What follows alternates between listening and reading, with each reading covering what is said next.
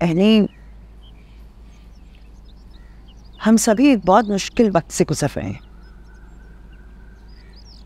खासतौर पे फाखिर। और मुझे यकीन है कि तुम उसका साथ दोगी। तुम्हारे बड़े अब्बू ने अपनी सारी जिंदगी इस घर को दी, इस कारोबार को दी, इस घर में रहने वालों को दी। उनकी इस मोहब्बत को हम सबको मिलकर लौटाना है, ये फर्ज है हमारा। हबीब ने जब दूसरी शादी के जुनून में तुम बच्चों को भुला दिया था ना, तब ज़हीर ने ये बीड़ा उठाया था कि तुम बच्चों से कभी कोई नाइंसाफ़ी नहीं होने देंगे, तुम बच्चों को जिंदगी में कोई कमी महसूस नहीं होने देंगे, हमेशा अपनी औलाद की तरह तुम्हें चाहा। बस उनका ये ख्वाब समझ नहीं आया हमें, तुम्हारा और फाकिर की शादी का ख्वाब, ना उसका जवाब। लेकिन एक बात तय है कि ज़हीर को यकीन था कि तुम दोनों का रिश्ता बहुत मजबूत होगा, और वक्त आने पर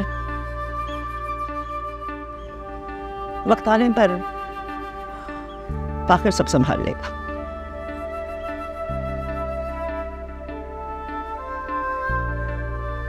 और तुम फाकिर को गिरने नहीं दो।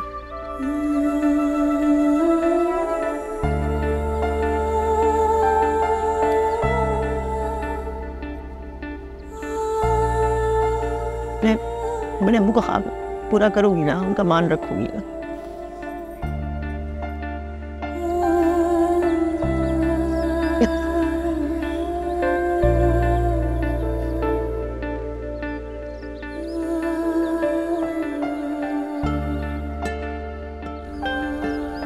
मैं तो तुमसे पूछना ही भूल गई, तुम्हारा स्कूल कब स्टार्ट? हाँ मुझे आपसे इस बारे में बात करनी थी। अगले हफ्ते से मेरा स्कूल स्टार्ट है, फाइनल टर्म है, उसके बाद कॉलेज, तो मैंने तैयारी करनी है बहुत ज़्यादा। तो करो, किसने रोका है तुम्हें? पढ़ो, अच्छे से पढ़ो। वो कुछ बुक्स चाहिए थी मुझे। हाँ तो खरीद दो। वो फाकिर को भी 1-2 बुक्स चाहिए, तो वो भी ले लेंगे हम।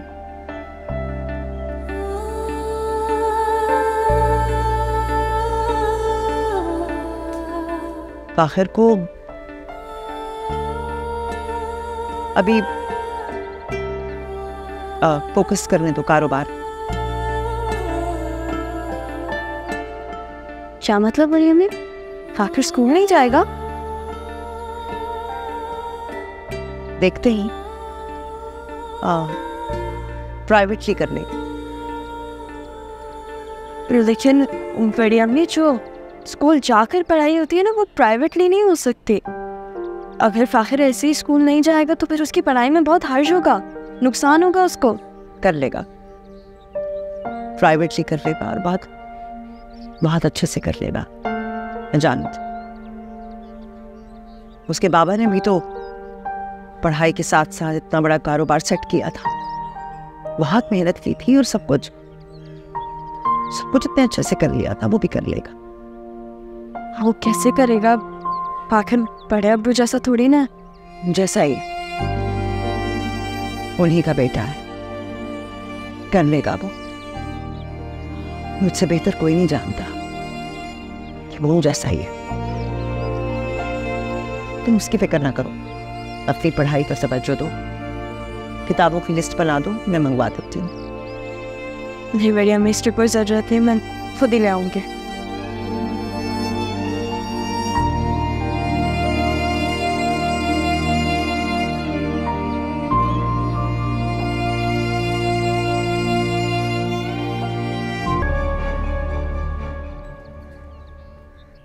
अस्सलाम वालेकुम दादी। वालेकुम सलाम। कहाँ से आ रही हो तुम? ओ दादी, स्कूल के लिए ना कुछ किताबों की ज़रूरत थी, वो लेकर आ रही हूँ। अगले हफ्ते से स्कूल जाना है ना। स्कूल? दिमाग ठीक है तुम्हारा? जरा अपनी बेटी से पूछना किसकी इजाजत से ये स्कूल जाने की तैयारियां कर रही है। अच्छा, अब सारे फैसले ये लेंगी? तुम लोग शायद भूल गए हो कि इस घर की बड़ी अब तक मैं हूं, मैं। बेशक अम्मा सही कह रही हैं, लेकिन स्कूल खुल गए थे, बच्चे ने स्कूल तो जाना ही था। अब इजाजत तो आप लोगों ने दी हुई है, इसीलिए तो। नहीं, ये पढ़ने नहीं जाएगी।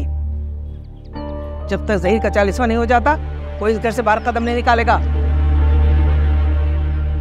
तुम लोग शायद भूल गए हो, हम लोग अभी अभी कितने दुख से गुजरे हैं, कितने बड़े दुख से। अभी तो मेरे बच्चे की कब्र की मिट्टी भी नहीं सूखी होगी और तुम लोग अपनी अपनी पड़ गई है? अरे इस घर का बड़ा चला गया है, बड़ा। कितना ख्याल करता था वो तुम सबका। इसी बात का एहसास कर लो तुम लोग। फाखिर भी तो ऑफिस जा रहा है ना। तुम और बहस नहीं करोगी इस मामले में मुझसे। फाखिर अगर दफ्तर जा रहा है तो उसकी मजबूरी है। दादी आप मेरी बात तो सुन। सब लोग कान खोल के सुन लें। कोई भी इस घर से बाहर कदम नहीं निकालेगा, कोई औरत इस घर से बाहर कदम नहीं निकालेगी जब तक ज़हीर का 40वां नहीं हो जाता।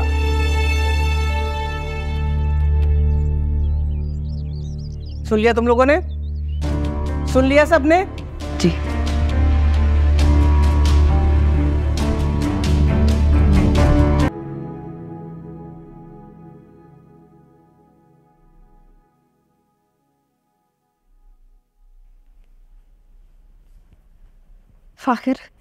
फाखिर मुझे तुमसे बात करनी है।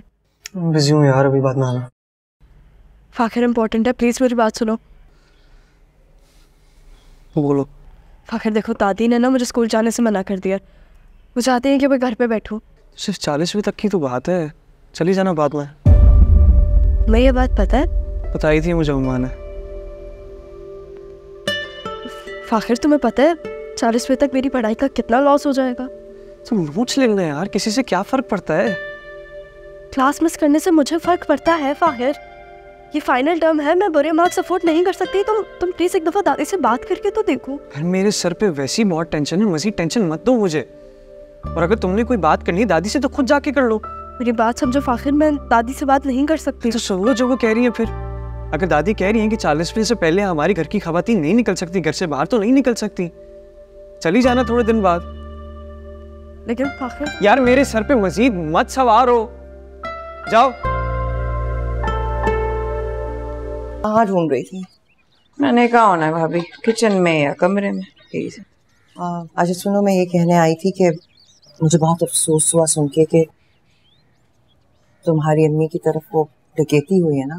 तुमने बताया क्यों नहीं? अल्हम्दुलिल्लाह सब ठीक है भाभी, लेकिन आपको कैसे पता चला? फाखिर ने, उसने कहा कि वो हबीब फोन पर दफ्तर में किसी से बात कर रहा था कि उसकी सास के यहाँ डकैती हुई है और डाकू सब जेवर ले गए हैं। घर पे सब खैरियत है ना? किसी को कोई नुकसान तो नहीं हुआ ना? अच्छा भाभी, अगर बात निकली है तो मुझे आपसे एक ज़रूरी बात करनी थी। हाँ हाँ कहो। भाभी, जब एनी पैदा हुई थी ना, आप सबके पास जा जाकर कह रही थी मेरी बेटी है। जब शादी होने लगी तो मैं बेफिक्र थी, एक माँ की गोद से निकलकर दूसरी माँ की गोद में जा रही है, लेकिन आप सास बन गई। क्या कह रही हो? भाभी, आपको बिजनेस के कर्जे उतारने थे तो आपने एनी का जेवर मांग लिया। ये जेवर नहीं देता आपको। एनी की जेवर की? ये क्या कह रही हो? तुमसे ये किसने कहा है? फाखिर ने एनी से जेवर मांगे थे बेचने के लिए। इतनी बड़ी बात वो खुद तो नहीं कर सकता ना। फाखिर ने कहा एनी से? भाभी आपको पता है हबीब ने कभी कुछ बच्चों के लिए किया है? इतनी मुश्किल से एक एक पैसा जोड़कर बच्चों के लिए जेवर बनाए थे, वो भी चोरी हो गए अम्मा के घर से। मुझे समझ नहीं आ रही आयशा, तुम मुझसे किस बात पे नाराज हो? जिन जेवरात का तुम जिक्र कर रही हो वो ना मैंने तुमसे लिए हैं ना फाखिर ने लिए हैं, वो तो कोई और ही ले गया। कोई बात जेवर की नहीं है, बात मुरब्बत की है। आज फाखिर ने जेवर मांगा, कल को कुछ और मांग लेगा, मैं कहां से दूंगी? तुमसे कब किसी ने कुछ मांगा है? तुमसे कब किसी ने कुछ लिया है? ये क्या हो गया तुम्हें? शायद तुम ये भी भूल रही हो कि शादी का सारा खर्चा और साथ जेवर वगैरह सब सही नहीं रहा। जिता रही हैं। जिताना चाहती नहीं, जिताना पड़ रहा है।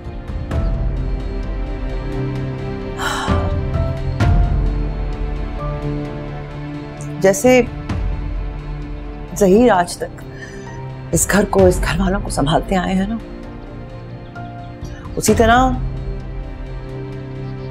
फाखिर भी करेगा अपने बाप की तरह, सबके लिए सब कुछ संभालता रहेगा।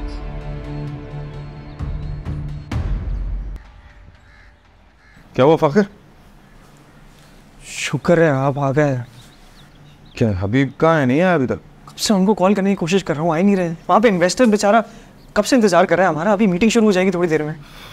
मुझे यही उम्मीद है हबीब से, वो कभी साथ नहीं देगा हमारा। खामखा फोर्स कर रहे हो उसे आने के लिए। सच तो यह है कि हबीब ने कभी चाहा ही नहीं है कि ये बिजनेस फिर से ठीक हो जाए। वो ओन ही नहीं करता इस बिजनेस को। ज़हीर भाई के होते हुए भी अपनी गैर जिम्मेदारियों की वजह से कितना नुकसान पहुंचा है इस बिजनेस को। उसी की वजह से इस हाल को पहुंचा है ये बिजनेस। देखो मीटिंग करना ज़रूरी है, चलो आप। अरे उनके बगैर नहीं कर सकते हम मीटिंग।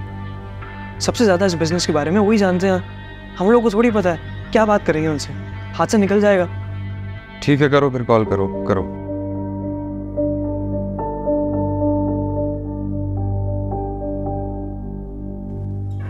Excuse me sir. जी जमाल साहब कह रहे हैं वो लोग और वेट नहीं कर सकते, मीटिंग अभी शुरू करनी होगी। ठीक है, आप चले, हम आ रहे हैं, बस हम पहुंच रहे हैं।